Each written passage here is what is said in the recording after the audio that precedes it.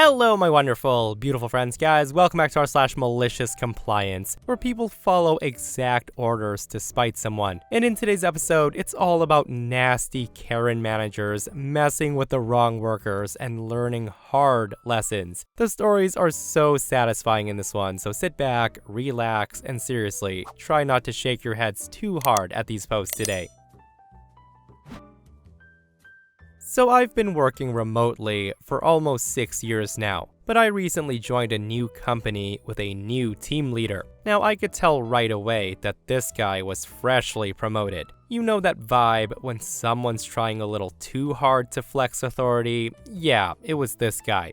This guy was a nasty, power-tripping idiot. That said, my job is to talk with clients. That's it. My team leader is not even looped into those conversations, so honestly, I barely have any reason to chat with him day to day. Naturally, I don't really hop into the team group chat unless it's work-related or someone tags me directly. Fast forward to my third monthly interview. All of my KPIs were perfect. However, my team leader docked my score because, quote, I wasn't engaging enough in the team chat. Apparently, saying good morning and joining in on non-work-related chatter was required to show team spirit, and he said I wasn't a team player. I point out it's not in the metrics, it never has been, and in the 6 years of remote work, I've never once been penalized for not spamming greetings into a chat box, and this was his response. He says, I'm the team lead, and as long as you're on my team, you need to chat. Even just a hello or goodbye.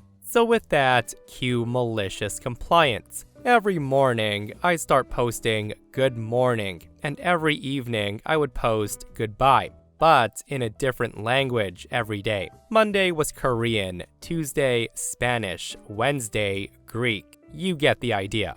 At first, my lead thought it was funny. And then the rest of the team joined in. They were all using Google Translate, and let's just say a lot got lost in translation. Some sentences even got flagged by our system, and eventually the general manager, his boss, had to ask what on earth was happening. Suddenly, my team leader wasn't laughing anymore. The guy DMs me and he says, please just greet in English from now on. I thought you'd have a bit more common sense than this. He then threatened if I didn't stop, he would report me to the general manager. And so far, I'm 3 weeks in. I'm still greeting the team in whatever language I feel like, and I'm still waiting for that GM call. And that's how you do it. It's just funny how the boss was like, you're required to engage in useless, meaningless chit-chat, but I don't like how you're specifically engaging in this useless, meaningless chit-chat. Like, same thing in the end, right?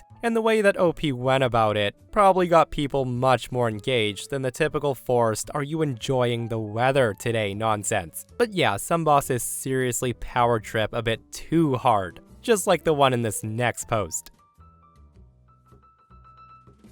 For a little bit of backstory, I used to work at this fast food place. The manager never did his job and he let it fall on everyone else. For many different reasons that would take a whole other post to mention, I decided to quit. When I turned my 2 weeks notice in, this nasty manager just rips it up and he threw it away. He then went on about how he was so upset that I'm deciding to leave. The guy usually took it personally when someone quit. Well, 2 weeks later, I'm working my last day. The manager scheduled me to close and do a deposit for my last night. Usually, there's 2 cashiers, 2 runners/baggers, a dishwasher, and at least 3 people in the kitchen plus a shift leader, which was me. My last night though, the manager scheduled 2 cashiers, 2 runners/baggers, and a dishwasher. He only scheduled 1 kitchen worker and me. So I called to request online ordering be turned off, which was normally done when we occasionally had less than 3 kitchen workers. The manager would sometimes just cut it off when they didn't want to do a lot of work that night. However, on this day, the manager denies my request as they were on purpose being spiteful towards me. Of course,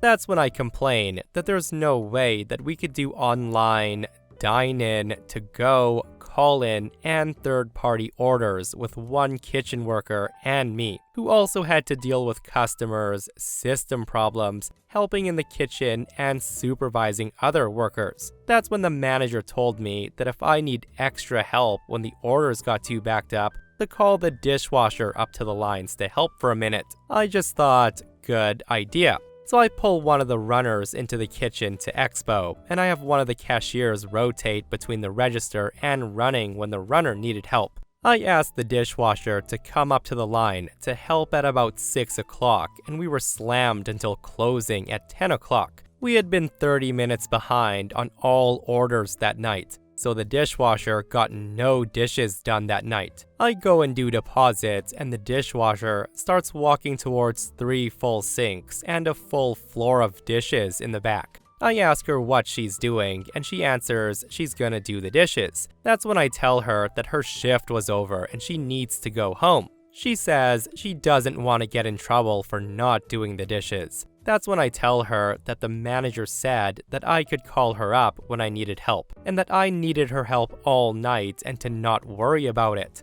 I tell her if the manager said something, to say that I told her not to do the dishes. And I added, what are they gonna do, fire me? So with that, she leaves. I finish the deposit and I leave the 3 sinks full and the floor full of dishes and go home. I never heard a word from the manager about the dishes. I asked the dishwasher about it, and she didn't get in trouble for it because it was my call not to do them. The manager was pissed at me, but again, what can he do about it at this point? And for the record, the guy's left sinks full of dishes multiple times on the nights he's closed. If somebody else was opening the next day, I knew the manager was opening the next day after my last shift, so that was payback. So yeah, after trying to make my last shift a disaster out of spite, I made the manager's morning a disaster by having no dishes to open with and forcing him to do it himself, as dishwashers are only brought in during the night shifts. Now that was a glorious malicious compliance, and the fact that OP screws over the manager after the guy tried to F them over was the cherry on top of this. Also, I never understand why managers get so spiteful like this when workers quit. Like, it's not like the guy owned the place, so I don't get why he took it personally and tried to make enemies. That said, kudos to OP for finishing that last shift, because a lot of people would have seen what's going on and they would have noped right out of there. Let me know what you would have done. To begin, I'm a custodian for an office building. I clean bathrooms, take out the trash, vacuum, all that stuff. And I usually clean in the morning before the office opens. When collecting the trash, I would occasionally find some loose papers under or behind the desks, or beside the trash can, or otherwise on the floor. Now, since I'm not sure if these papers are trash that missed the trash can, or important documents that fell on the floor by accident, I pick them up and I put it on the corner of the nearest desk for the workers to file them away or toss them. Better to be safe than sorry, right? However, this one Karen manager hated this habit. She came in early one morning expressing disgust that trash is being placed on people's desks. Now, obviously, I've never put actual trash like food wrappers or crumpled papers on desks. So I explained to Karen my reasoning for my habit, and I expressed I didn't want to risk tossing out something important. Well, that's when the Karen manager told me that everything on the floor is trash, and her workers aren't such immature slobs to drop important documents on the floor. She gave me a proper dressing down, talking down to me like I was a lowly worker because I'm a cleaner. I just agreed, and I said I'd never do it again. So fast forward several weeks. The Karen manager came in again early, and she expressed concerns because a filing cabinet had tipped over the day before. And despite picking up all the papers, they were still missing a few important documents. She asked if I had seen them. That's when I reminded her that since everything on the floor is trash, the documents were probably thrown away. Hearing me say that, she was irate, saying, "But this was an exception. The filing cabinet fell over." I asked her, how was I supposed to know when I'm not there during the day and was otherwise not informed to look out for these documents? That's when the situation dawned in this woman's eyes that it was her fault. She stumbles through some excuses before demanding that I go to the dumpster and find the papers. I just told her no, that the office was opening in 15 minutes and I still had work to do. The woman then storms off and she said she would start looking in the dumpster. While I was cleaning, I knew for a fact that I would face her again before leaving, as my car is parked by the dumpster. So I thought of what to say to her as the final nail in the coffin. Sure enough, when I finished my work and I walked out, the manager had a few other workers who had arrived, and they were all rooting through the dumpster. When the manager spots me, she demanded I come help, as this should be my job, not theirs, implying again that I'm below them as I'm a custodian. That's when I deliver my prepared line. I say to her, "Ma'am, my job description is to take out trash. Your job description is to ensure the safety and confidentiality of your client's files." I walked away to a villain scream of outraged failure from the manager. A few hours later, I get a text message saying that there will now be a special inbox shelf for me to place any papers found on the floor for workers to go through, and to please put anything I find on the floor on that shelf instead of the garbage. Yeah, how many hope they never ended up finding those documents and the Karen manager paid the price for it in some way because of the way she treated OP. And OP comments, "You suddenly learn who to respect when the toilet paper is 2-ply, the coffee filters and cups aren't restocked, and the kitchen fridge is cleared out." I haven't done any of this since it's cruel in my opinion, but custodians have more power over your workplace than many realize. And this person comments and says, "I had this happen to me. I picked up a crappy part-time 2 hours a night office cleaning job for a little extra money. Keep in mind, I didn't really need this job, so I didn't give one crap about it. Anyways, the cleaning supervisor was an absolute D-bag from the start, but one time, she came up to me at the start of a shift and she showed me some pictures on her phone. The pictures were papers left on people's desks. She then told me to get rid of all of them next time, as it's not nice to leave a mess on people's desks, and I should know better. She then said she was very disappointed in me. So I just thought, okay then. I clarified and I said, "So every piece of paper, yeah?" She replied with, "Yes, every piece of paper, I told you." And to that I thought, whatever you say. So that night, I threw away every piece of paper on any desk I saw. Literally any desk. The next night comes and she screams at me saying, "What did you do?" Well, it turns out every piece of paper was things such as important meeting schedules, printouts for people's work the following morning, important documents, all that stuff. You know, things that really shouldn't go in the garbage. That's when I told her that she told me to get rid of every piece of paper I saw on a desk, so I did. She had no argument for that, as she knew that was exactly what she said to me. I then left immediately. And this person shares a similar story, and they say, "I work as an office cleaner for a small company. My job description is pretty straightforward, but there's one manager who insists on giving very specific instructions on how she wants the office cleaned. Now, I am used to a little guidance, but this manager, who let's call Karen, has taken it to a whole new level. One day, Karen gives me a very detailed list of things she wants done during my shift. One item stands out. It says, "Clean the kitchen counters with the exact brand of cleaner in the back storage room. No other cleaner will do." I just thought, okay, no big deal. I've cleaned the office plenty of times, but this was the first time I'd been given such a specific request. So I go to the back storage room and I grab the cleaner she mentioned, no problem. But then I noticed something odd. The cleaner that she wants me to use is way past its expiration date, and on top of that, it smells like chemicals that shouldn't even be used in an office. I'm talking strong, toxic smells that could easily knock out a small animal. I thought about going to her and mentioning this cleaner, but that's when I remembered her exact words. She said, "No other cleaner will do." So at that, I decide to follow her instructions exactly, despite the potential risk of making the kitchen smell like a hazardous waste site. I started cleaning the counters, and the smell filled the whole office. Employees walking by covered their noses, and they commented on how bad it smelled. One even asked if there was a chemical spill in the office. But I didn't stop. I just kept cleaning the way Karen instructed. The smell was unbearable, and people were starting to get visibly irritated. But I just kept wiping down those counters, making sure that I was using this exact brand of cleaner.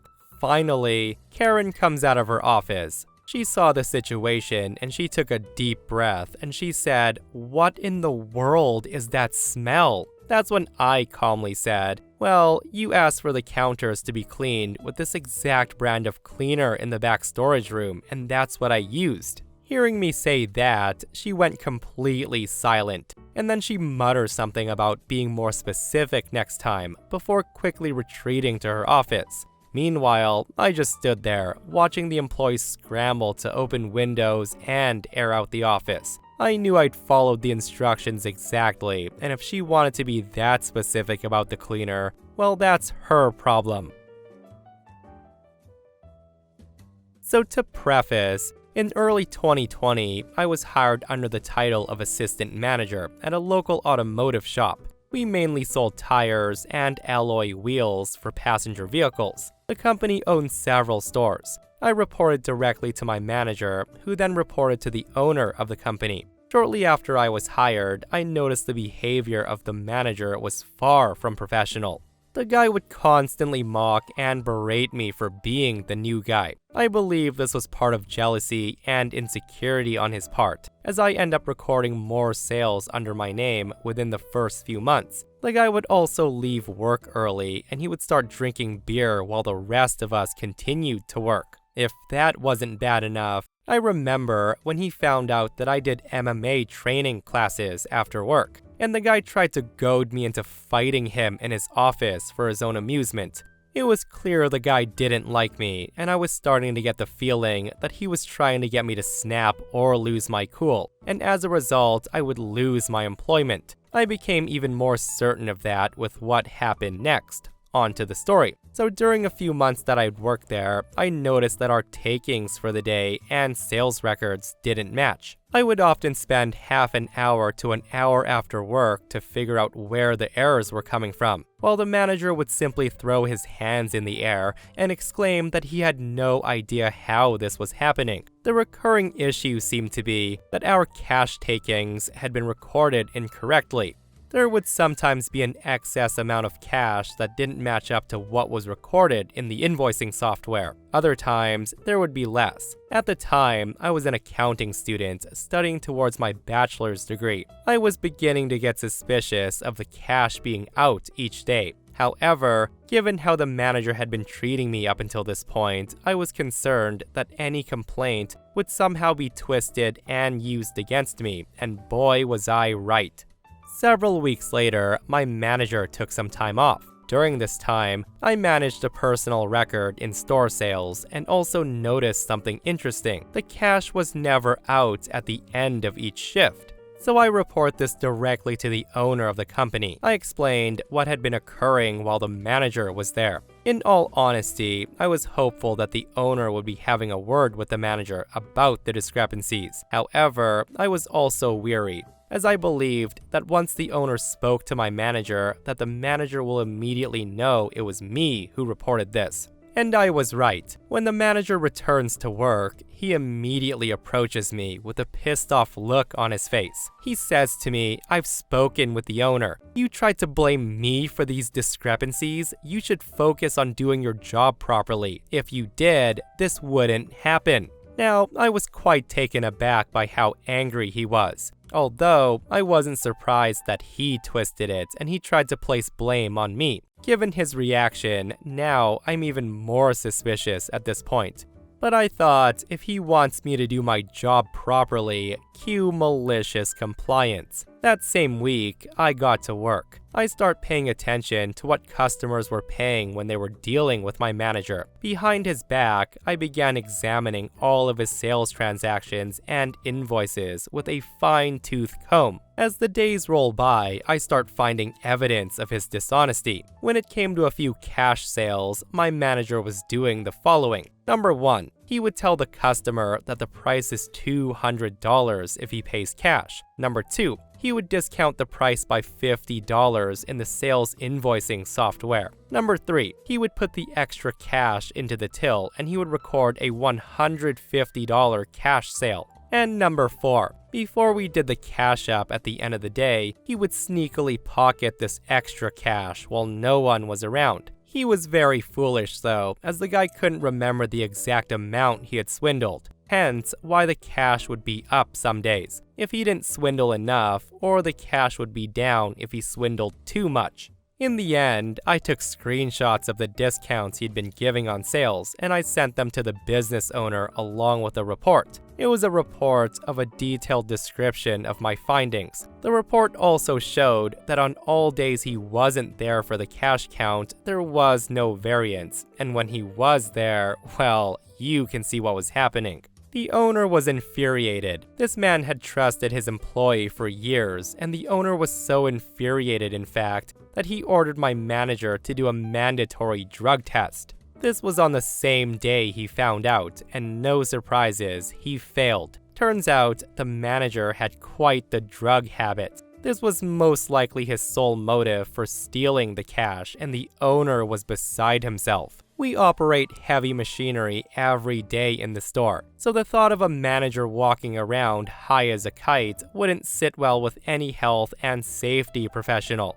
In fact, it could have landed the owner in serious legal trouble if any accident or injury had occurred under this manager's watch. The manager was terminated immediately for violation of his contract, and he was later taken to court by the owner in an attempt to recover the stolen funds. Safe to say, I was promoted to the store manager position shortly after his termination. So yeah, the guy wanted me to do my job properly, and I did. And I ruined his cushy job. Guys, I have said this so many times, like if you're doing something illegal, definitely don't piss off the hardest working employee that might happen to know you're doing something illegal. And what's worse is he messed with a guy who knows money and numbers very well. Like what could possibly go wrong, right? After graduating college, I worked for about 6 months as a cashier at a local chain sandwich shop. Mostly, it was a great job. The customers were mostly polite and my coworkers were friendly and helpful. I genuinely believed in the company's products. Even my bosses were great, except for one who we'll call the jerk. Now, this jerk was belligerent, vindictive, nitpicky, and pretty much an awful boss in every way a boss can be awful. The guy had the type of no excuses policy that defined excuse as literally anything besides yes sir, of course sir, so on and so forth. I could go on and on about all the different ways he was terrible, but this story is about one specific flavor of his awfulness. During our shifts, each employee had a certain section of the store they were assigned to keep clean in addition to their duties. The cashier section was the front counters and displays, and the coffee kiosk. I don't know if it was officially the manager's job, but as long as I worked there, whoever was the shift manager always took care of the outside patio area, except for the jerk. At first, he would say things to me like, "I'm really busy right now, could you clean the patio?" Which was fine.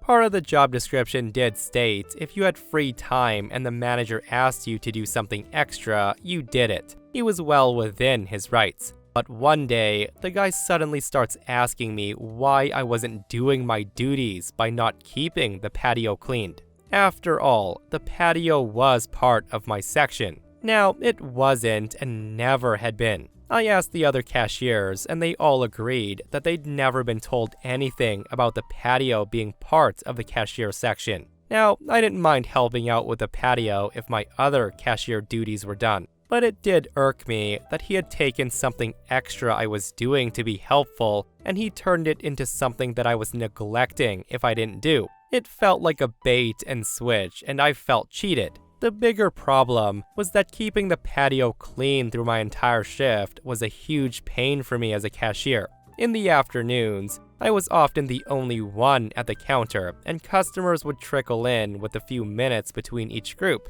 This meant that I was constantly having to run back and forth between the patio and the register, which did confuse customers, and it made it hard to get any actual work done on the patio. One day, when this was particularly bad, the jerk came up front and he starts yelling at me, saying why I haven't cleaned the patio. I start to explain that I keep having to come back inside to serve customers, but the guy cuts me off. Now, I don't remember his exact words, but it was something along the lines of, "That's no excuse. Cleaning this patio is your damn job. Now go outside and do your job, and don't you come back inside until the patio's clean." And seriously, the last sentence was music to my ears. I assure him that of course I would do exactly as he said. So I went outside and I start cleaning. A few minutes later, a family walks past me through the front doors into the store. Through the large front window, I watched them stand confused in front of an empty register. There was no one at it to serve them, and the jerk had gone back into his office to attend his oh-so-important manager duties of watching Netflix. Meanwhile, I just continued to clean the patio.